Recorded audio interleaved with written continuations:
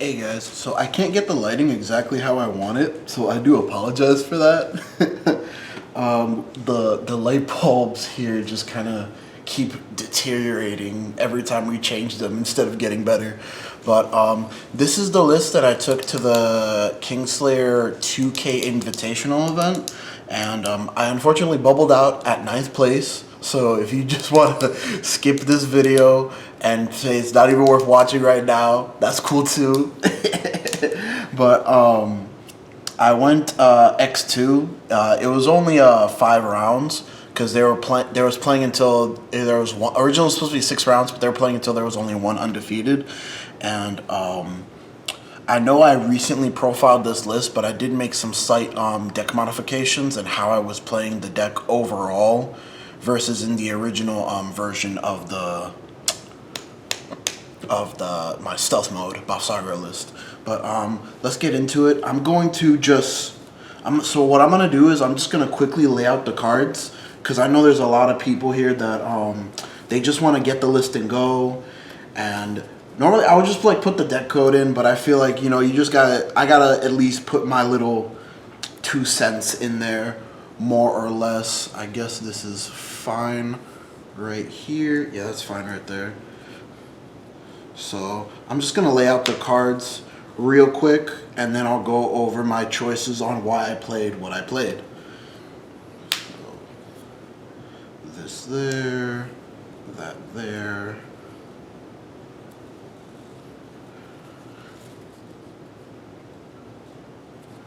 And then the stealth engine.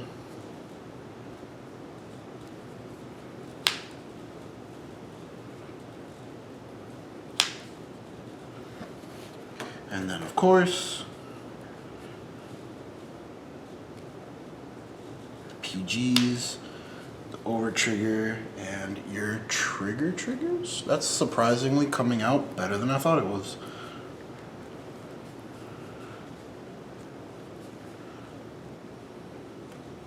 Oh, that came out a little bit better than I thought. Yeah, that doesn't look too bad. I guess we just move this down here for a better look. But yeah, if you want to just take the list and go, you got it within like the first 5 minutes of the video. If you could leave a like on the way out, I'd appreciate it. But yeah, this is the improved stealth mode BAVSARGRA list that I took. I really wanted to play a Shaman King deck for this event, and I tried playtesting the Shaman King decks. It took me a little while longer than what I had, the time I had expendable to prepare for this event to master those strategies. I feel like Yo was the easiest to like master / play, but the other ones are a little bit more complex to figure out in terms of not only just building, because some of them were just very obvious to build, but the playstyle of the deck was not too obvious. So I ended up just sticking with BAVSARGRA because I was just thinking, what do I fall back on now that I'm not as confident in Shaman King? Let me just play something that I do feel confident in, that it just feels the most comfortable for me to play, and that was BAVSARGRA at the time because, unlike the normal version of BAVSARGRA, this list can very comfortably Soul Blast 2 cards every turn, get that crit on your Vanguard, wipe your opponent's front row, like damn near every turn of the game. Like if you see like most of your pieces, like if you see like at least one of her, like a Persona Ride or like any combination of Persona Ride, arms cards, and your Stealth Fiend Forktail will like net you the ability to just Soul Blast 2 every turn for the +5 for the not +5 for the +1 crit to your Vanguard and the front row wipe of your opponent's field. But for the arms cards, obviously, I said in my last video, I felt very comfortable just playing 6. Felt very comfortable just cutting down to 1 sword. Felt 2 swords were a little bit cloggy, and it was a struggle to find space to include these many stealth cards. I feel like, at least in my personal opinion, the perfect ratio for me is 10 stealth units. I felt like 10 was very consistent, whereas I didn't whiff too often. I more often than not did get my stealth soul charge off of Forktail, and it just allowed me to have that little bit, like that 1 percentile of flexibility to play another card that I really wanted to for the BAVSARGRA core of the deck. Obviously, your 4 Trick Moons. It's the key cornerstone of the deck, so maxing out on 4 copies, even though I was very tempted to remove 1, 4 was just crucial. Your 3 Persona Rides, the 2 Blue Dragon, Ashurina, or however you say that name, I felt 2 was the perfect ratio, at least for me. You know, this is obviously my deck, my opinion, and how I prefer to play it, at least until we do get set 6 and set 7 for support. Then the deck obviously vastly changes once again. But 2 felt like the perfect ratio for me. I never felt like I needed more than 2. And then I played 1 of the sealed Blaze Dragon, Idham. What Idham does is, I'm only explaining it because this is a card not like played as much if you're not like a BAVSARGRA player, or if you're not a Dragon Empire player. What Idham's ability is, when it attacks, it gets +5 for each arms card on your Vanguard until the end of that battle. So if you have 1, it's a 15k attacker. If you have 2, it's a 20k attacker. The reason that I was like really struggling to fit this in the deck, originally I was playing 2, but 9 stealth units just felt way too small of a count. I felt like I could kind of get away with it, but at the same time, I didn't want to brick on just too many whiffs of my stealth searches. So I can only force in the 1 copy of this, but it felt very comfortable at 1 copy. It never felt like I needed it at more than 1 copy. It was very helpful in the scenarios where I did put this in front of a Trick Moon to make a 45k column without Persona Ride. Yeah, 45? Yeah, 45. I just had to make sure the number was right in my head. To make a 45k column without Persona Ride, or put this in front of a Forktail, or in front of your Keys on Reiji to make a 28k column, 38k with Persona Ride. So it was just all to make my numbers a little bit more scarier / threatening, because it was pointed out in my last profile that while this list does have a big consistency boost in terms of Soul Blasting 2 every turn, it is slightly weaker than the original list of BAVSARGRA, because the original list of BAVSARGRA can consistently make those numbers of 43 to 45 every turn without Persona Ride on the rearguard columns, to whereas in my version of the deck, even 38. In my version of the deck, it's more 40k to 28k to 23k without Persona Riding.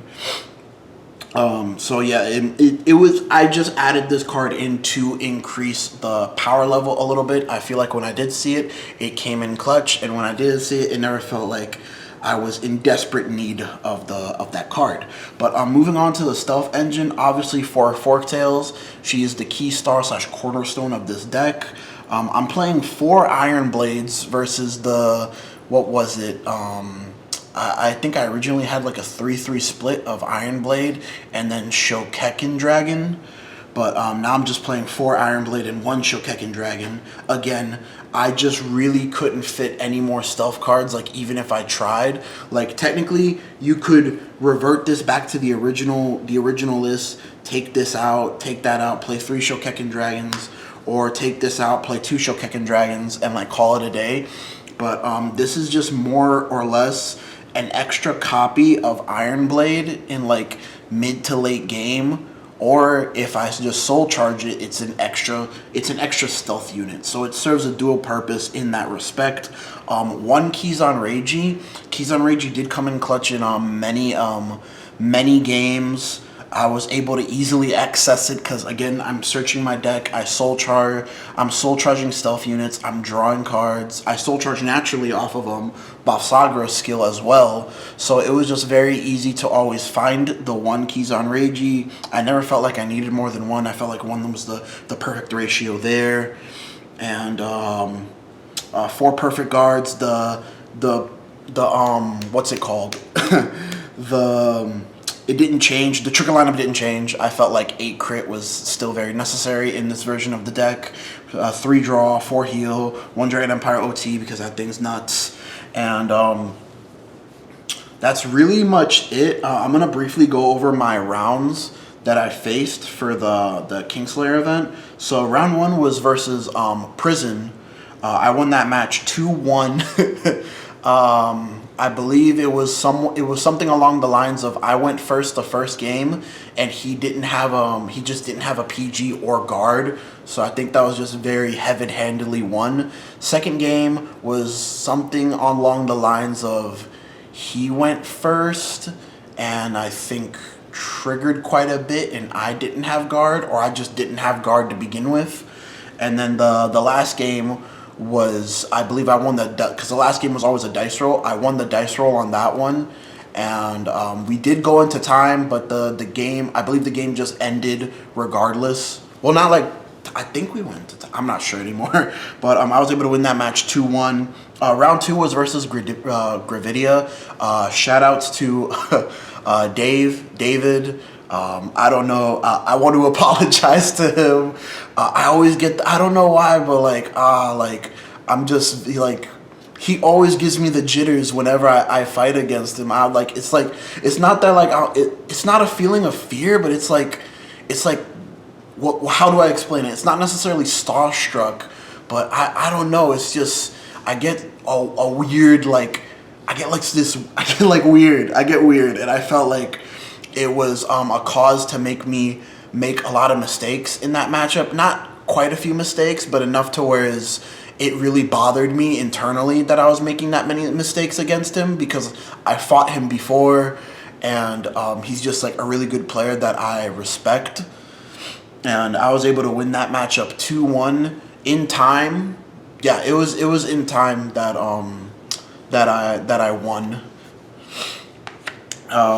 It was a very close match, and I feel like it would have been an even better match, and things could have gone slightly differently. Like, it would have not necessarily changed the outcome, but things would have been slightly different if I made the proper correct decisions first, instead of realizing my mistakes in the middle of the match and then correcting them as I go. Even like in the last game, I made a mistake. Like, in the last game, I legit thought that I lost in time. Like, I took an attack that was 2 damage that I didn't realize was 2 damage. I went to 5 damage, and I'm like, oh, that's it, I lost in time. But I didn't realize that I had another turn. Like, that's how like, I don't know, man, that's how shook he gets me. Like, it's just, I don't know, like, the word starstruck comes to mind, but I'm not sure that's the correct word to use. But in the end, I was able to complete that final turn, even though I did almost deck out, because again, I made another mistake. But I just wanted to congratulate him on his top and thank him for the hard-fought match. But on to round 3, I fought against a Yo Asakura deck. Now, that's a deck that I wholeheartedly underestimated. Like, I underestimated just the raw power of, like, the second grade 3 Yo. Like, in the back of my mind, I'm just like, oh, the regular Yo is just way better because it lets you draw a card from Oversoul. You Persona Ride on turn 4.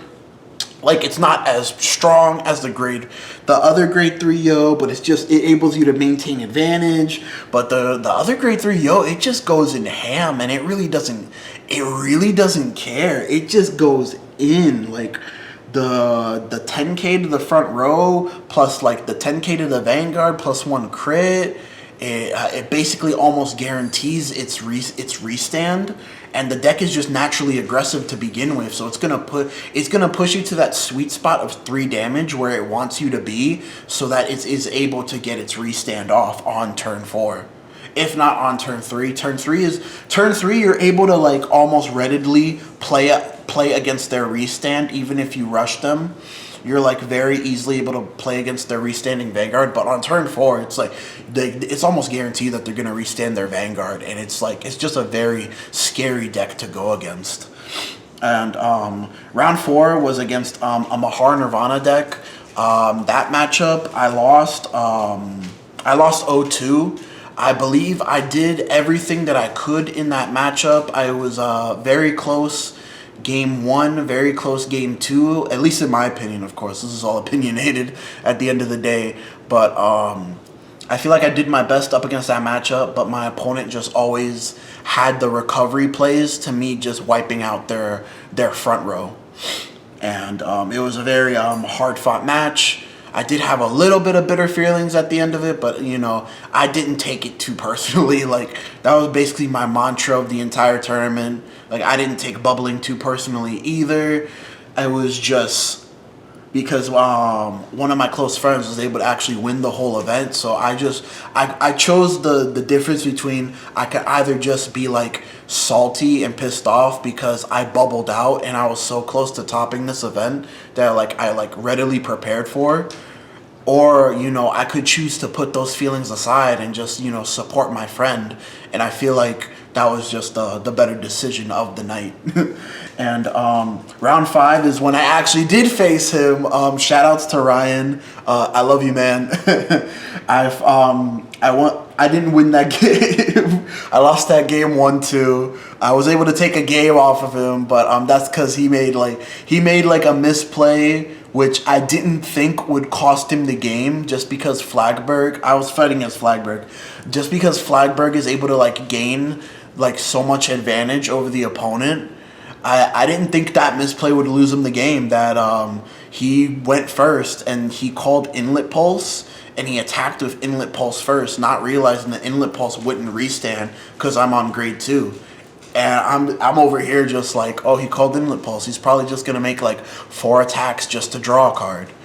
But that's not what he did. He messed up his attack order and just made 3 attacks on that turn. And it ultimately what lost him the game. Apparently, I didn't think that misplay mattered that much, just because, again, how much advantage Flagberg is able to procure. But I was able to eventually grind that game out and win that game. And then he just got me back in games 2 and 3. Game 2 was a very grinded out matchup. It was down to the wire. But I just ran out of card advantage before he did. Because, again, Flagberg just procures, so much card advantage a turn. Especially with, the draw triggers, the +1 off the Vanguard, the +1 off Inlet Pulse. It's just a very hard deck to go against, especially when they always have the PG. They always have the PG. They always have the Persona Ride. So it was just crazy.